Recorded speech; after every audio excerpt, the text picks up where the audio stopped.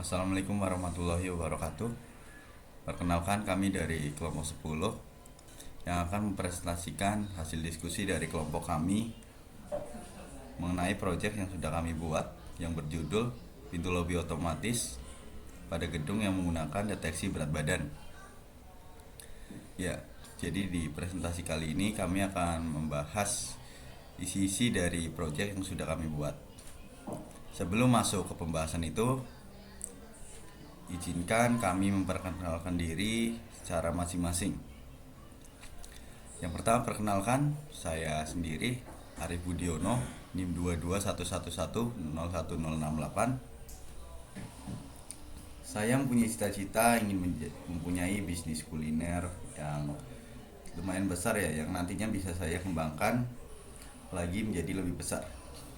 Perkenalkan, nama saya Aisyah Talka RD, NIM 22111011069 dari kelas S1 TT10B.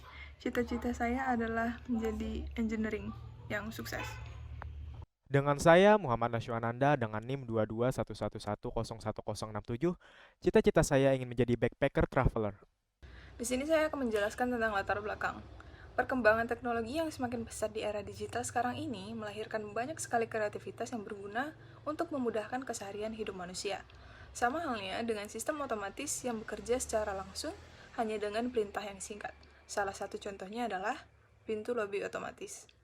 Sistem otomatis yang diimplementasikan pada pintu lobi dapat memudahkan manusia dalam proses akses keluar masuk pada sebuah gedung-gedung besar yang khususnya memiliki lobi. Hal ini terkait sulitnya pembukaan pintu secara manual pada saat pemindahan banyaknya barang ataupun besarnya barang tersebut. Pintu lobi otomatis dirancang sebagaimana gunanya untuk membuka pintu secara otomatis yang didasari pada sebuah sensor, di mana sensor itu akan mendeteksi terhadap sebuah daya berat ataupun beban. Saat sensor merespon adanya daya berat, maka pintu lobi akan otomatis terbuka. Adapun tujuan dari dibuatnya rancangan ini adalah untuk mempermudah akses keluar masuk pada sebuah bangunan yang memiliki lobi, tanpa harus membuka pintu secara manual, dan juga untuk memperkenalkan nuansa modern kepada publik, yang dimana semuanya berhubungan dengan efisiensi dan teknologi terkini. Yang selanjutnya yaitu bahan yang digunakan pada rangkaian logika dalam proyek yang sudah kami buat. Yang pertama ada gerbang NOT. Gerbang NOT sendiri hanya memerlukan sebuah input untuk menghasilkan hanya satu output. Gerbang NOT disebut juga dengan inverter atau pembalik karena menghasilkan output yang berkebalikan dengan masukannya. Semisal nih, outputnya masukannya itu 1, berarti outputnya 0. Sebaliknya juga begitu.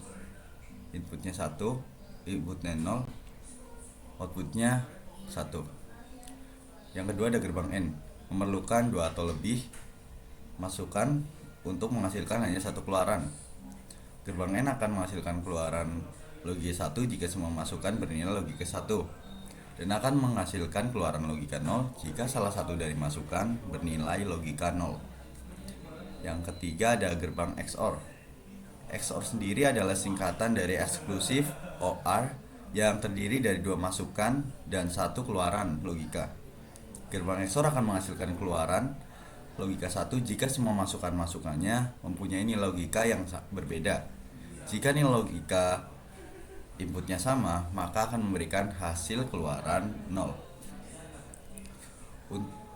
Selanjutnya ada Logitech. Logitech sendiri yaitu untuk memberikan binary signal di mana hanya ada 2 nilai yaitu 0 dan 1. Selanjutnya ada Logiprobe, yaitu untuk melihat nilai keluaran di mana hanya ada 2 nilai yaitu 0 dan 1. Ya, untuk selanjutnya ada motor listrik atau motor DC. Merupakan perangkat elektromagnetis yang mengubah energi listrik menjadi energi mekanik. Energi mekanik ini digunakan untuk misalnya memutar imperator, pompa, fan atau blower, menggerakkan kompresor, mengangkat bahan dan lain sebagainya. Selanjutnya ada ICL 293D adalah sirkuit terpadu AC Dual Hybrid Driver untuk rangkaian motor DC. Driver motor ini bertindak sebagai penguat arus dengan mengambil sinyal kontrol arus rendah dan memberikan output sinyal ke kontrol arus yang lebih tinggi. Nah, sinyal kontrol arus yang lebih tinggi ini yang akan digunakan untuk menggerakkan motor. Untuk penjelasan atau pembahasan selanjutnya, saya serahkan kepada rekan saya. Baik, jadi sebelumnya terima kasih kepada Mas Arief yang telah menjelaskan alat-alat dan rangkaian-rangkaian apa saja yang diperlukan untuk membuat sistem rangkaian yang pada proyek ini. Jadi selanjutnya kita akan langsung aja ke langkah sistem, bagaimana caranya sistem bekerja pada aplikasi Proteus ya, yang disimulasikan. Baik, jadi di sini kami sudah menyusun rangkaian-rangkaiannya pada aplikasi Proteus untuk mensimulasikan gimana cara kerjanya pintu otomatis berbasis deteksi berat ini dapat digunakan. Baik, jadi di sini ada rangkaian gerbang NOT, terus gerbang N, gerbang XOR, terus ada ini LC 293D, ada juga motor DC sebagai apa? Sistem buka tutup pintunya yang akan berjalan. Terus juga ada di sini ada baterai sebagai penyimpan daya ya kan, ada grounding. Terus di sini ada logic state ini, di sini logic state ini sebagai sensor. Jadi di sini ada sensor berat 1 atau sensor berat 2. Jadi dapat dilogikakan kalau di nanti pada di depan ruang lobby atau dekat koridor-koridor itu nanti mungkin seperti ada alat sejenis karpet mungkin. Nanti di situ dia akan ngesensor orang lewat di mana tekanan berat yang setelah dihasilkan itu nanti akan merespon ke sini gitu. Sini juga ada respon open close-nya juga pakai menggunakan logic state. Di sini ada ini itu motor on. Ini berkaitan dengan motor yang di sini. Jadi ini motor on-nya, di sini ada motor close-nya. Jadi posisi sekarang ini pada rangkaian ini di mana ini motor pada kondisi close ya atau tutup. Jadi pintu ini dalam keadaan ketutup. Baik. Jadi apabila kita disimulasikan, jadi seperti ini. Apabila orang lewat, nanti apa namanya? Mungkin apa namanya ya? Setelah melewati sensor ini, terus terdapat tekanan berat pada sensor, anggapannya kita kasih nilai itu satu atau high, di mana sensor ini menerima tekanan gaya berat seperti ini. Maka sensor akan open. Kalau misalkan dua sensor ini pun terkena apa? Terkena deteksi, dia dapat mendeteksi berat seperti ini. Motor ini tetap akan open karena dengan satu sensor aja dia sudah langsung berinteraksi bahwa ada beban berat yang menimpa pada sensor ini, maka motor DC akan merespon dari koneksi sensor dan akan membuka pintu secara otomatis. Baik. Dan apabila eh, salah satu saja sensor yang merespon, seperti yang tadi saya bilang, motor tetap on. Apabila tidak ada deteksi berat pada sensor, maka pintu akan otomatis tutup kembali. Ini sama halnya misalkan dari luar ruangan sama dalam ruangan. Apabila orang ingin keluar dari dalam ruangan, maka pintu juga akan secara otomatis terbuka apabila merespon dari berat seseorang yang telah lewat, atau sensor yang pada di luar ruangan atau di koridor, mungkin floor, lantai luar ruangan gitu, eh, sama juga sesama merespon buka tutupnya pada pintu. Jadi nanti ada dua sensor, ada dua sisi yang diletakkan untuk meletakkan sensor ini pada pintu lobby tersebut. Jadi simulasikannya ini kami berhasil membuatnya di mana apabila terkena deteksi berat seperti ini dia akan otomatis terbuka, terus apabila dia tidak merespon berat dari seseorang yang telah lewat, dia akan kembali close seperti ini. Baik. Baik, setelah kita melihat rekayasa atau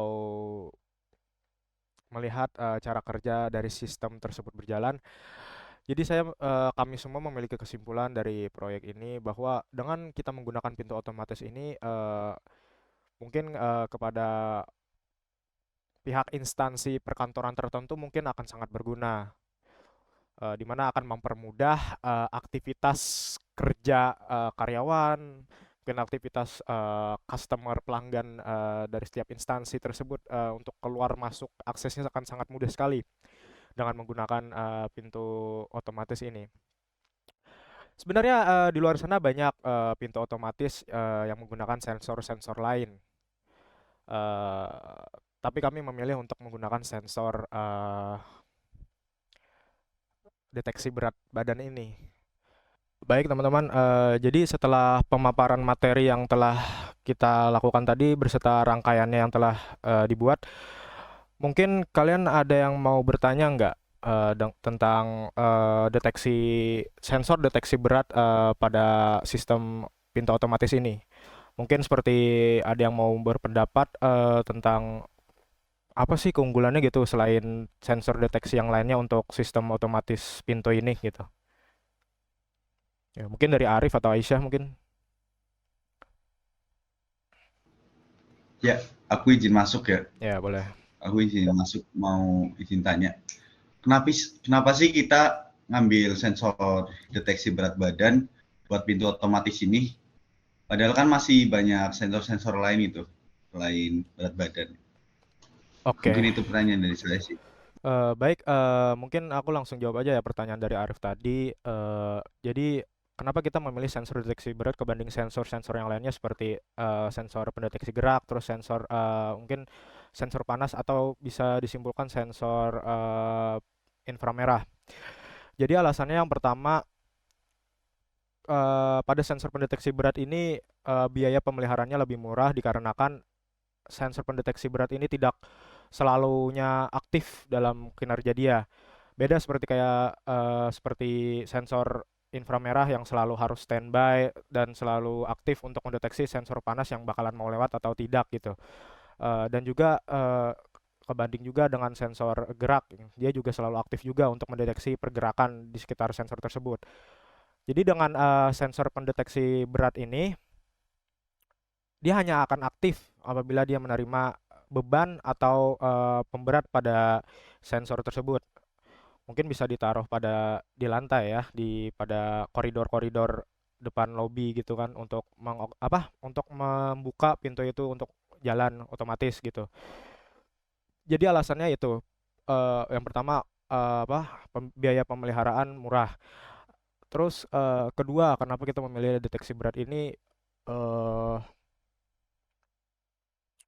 jangka penggunaannya berumur panjang. Jadi dia karena jarang selalu aktif, dia hanya menerima responsif apabila menerima berat beban. Jadi motor DC serta baterai yang ada pada sensor tersebut, maksudnya yang serangkaian dengan serangkaian pada sensornya itu, jadi dia tidak selalu aktif. Jadi membuat jangka penggunaannya lebih panjang lah kebanding sensor-sensor yang lain. Kalau misalkan seperti sensor yang lain kan dia selalu aktif itu. Jadi mungkin berdampak terjadinya error atau kerusakan itu dapat mudah sekali kalau sering aktif itu. Mungkin seperti itu, Rif. Apakah mudah dipahami atau dimengerti juga gitu? Gimana? Ya, jadi itu alasan kita bikin sensor pakai deteksi berat badan biar lebih hemat biaya. Selain itu juga jangka waktu penggunaannya awet gitu ya, Betul, nggak gampang ya rusak. itu alasannya. Baik, ada lagi nggak pertanyaan atau mungkin yang mau Mungkin diutarakan dari gitu? saya, mungkin dari saya cukup. Kalau dari Aisyah, Aku ada sih mau nanya. Kan tadi sebelumnya udah di-mention tentang biaya pemeliharaan yang murah ya. ya, Maksudnya yang terjangkau. hmm, Nah, kan itu adalah bisa dibilang salah satu keunggulan dari rangkaian ini. Yang nantinya bila diaplikasikan pada gedung-gedung besar pasti tuh bakal banyak gedung-gedung yang pengen nih pakai ini karena ya seperti tadi kayak biaya pemeliharaannya tuh murah ya. gitu. Terus maksud aku kira-kira ada nggak ya keterbatasan penggunaan pengaplikasian ini pada gedung-gedung? Ada nggak? Eh, Maksudnya di sini keterbatasan itu kayak misalkan gedung A itu memakai pintu otomatis ini. Apakah di gedung-gedung B, C, D, dan yang lain-lain itu ada pengecualian terhadap gedung mereka itu untuk memakai si pintu otomatis ini? Baik, jadi sebenarnya ini kan termasuk teknologi nih. Jadi penggunaan teknologi itu kan perspektif masing-masing ya. Maksudnya ada perspektif itu adalah sudut pandang. Jadi kalau misalkan dari instansi perkantoran, maksudnya gedung A ingin menggunakan pintu otomatis deteksi berat ini karena kegunaannya yang lebih fleksibel, mempermudahkan rutinitas orang-orang untuk masuk ke dalamnya. Sedangkan misalkan instansi B, sedangkan dia gedung. Gedung B ini adalah gedung anggapannya instansi penyimpanan uang seperti kayak bank. Kadang bank itu tidak perlu menggunakan pintu otomatis karena apa? Intinya sudut pandang mereka itu kan ada di sana ada menjalani transaksi tuh. Transaksi ini kan sangat penting. Mungkin kadang mereka juga tidak memerlukan apa pintu otomatis tersebut. Bahkan mereka di setiap perkantoran itu kadang juga ada tetap security yang menjaga pada lobby di muka itu. Karena intinya tergantung perspektif. Kepentingan masing-masing dari setiap orang itu beda-beda. Jadi misalkan gedung A ini menginginkan pintu otomatis dikarenakan pergerakan kerja pada dalam gedung ini lebih sering gitu. Mungkin mereka membutuhkan ketepatan waktu, maka mereka memasanglah pintu otomatis tersebut agar mempermudahkan rutinitas mereka. Sedangkan yang misalkan gedung B ini, mereka tidak memerlukan kecepatan, tapi mereka memerlukan maksudnya eh, keterjelasan dari setiap-setiap orang yang ingin masuk. Seperti bank itu kan, kenapa mereka membutuhkan security? Karena security tersebut dia memperbolehkan masuk apabila dari mungkin customer mereka ada alasan tertentu ingin masuk ke dalam bank tersebut. Jadi kenapa orang-orang seperti gedung-gedung itu ada yang menggunakan, ada yang tidak karena itu tergantung pada perspektif mereka gitu, kegunaan mereka. Jadi misalkan mereka menggunakan apa enggaknya itu tergantung mereka gitu. Eh ingin memanfaatkan teknologi ini apa enggak. Jadi intinya semuanya ini tergantung perspektif. Ya, mungkin itu yang dapat saya jelaskan ya. Gimana, Aisyah? Cukup sih. Jadi saya bisa ngambil kesimpulan kalau misalnya nggak semua ya berarti gedung-gedung bisa menerapkan pintu otomatis ini kayak tadi yang udah disebutkan. Misalnya bank itu kan bersifat secure ya gedungnya. Iya, Nggak ya. mungkin harus keamanannya harus lebih ketat dibandingkan dalam menggunakan si pintu otomatis ini. Ya, Betul, bisa ya. diterima. Oke. Terima kasih. Baik, jadi gimana guys? Pertanyaannya udah cukup semua, udah dapat dipahami dan dari rangkaian yang kita buat ini, menurut kalian kayak gimana? Aku sih udah cukup puas ya Cukup dari puas? dari diskusi kita terus dari ya program-program yang udah kita buat sejauh ini ya, kayaknya udah cukup memuaskan menurut Oke. aku. Kalau dari Arif, gimana Arif? Ya aku juga cukup puas karena program yang kita buat ini udah kayak lebih program yang lebih efisien gitu daripada kayak yang tadi sensor kan program kita lebih efisien kan menggunakan berat badan gitu sama buat amanan fungsi-fungsinya juga tadi udah dijelasin kan nggak semua gedung bisa make tapi itu kan soal perspektif kan jadi nggak perlu kita buat kalau misal penerapannya nggak perlu ke semua gedung itu karena ada gedung yang nggak mungkin pakai itu seperti bang tadi. Ya, Jadi mungkin penjelasan itu udah cukup lengkap sih, udah kuat sih. oke. Baik, berarti semuanya dapat terjabarkan dan pemahamannya ya. Baik. Baik, mungkin dari hasil pemaparan materi rangkaian kita pada kali ini, proyek kita kali ini, mungkin saatnya sudah kita akhiri. Mungkin sebelum kita mengakhiri pertemuan ini, saya memberikan sebuah kata-kata yaitu di mana where there is unity, there is always victory. Consistency is power, and let's make the world ours. Oke, eh, terima kasih atas kehadiran teman-teman sekalian. Saya izin pamit undur diri. Wassalamualaikum warahmatullahi wabarakatuh. Waalaikumsalam Waalaikumsalam warahmatullahi warahmatullahi wabarakatuh. wabarakatuh.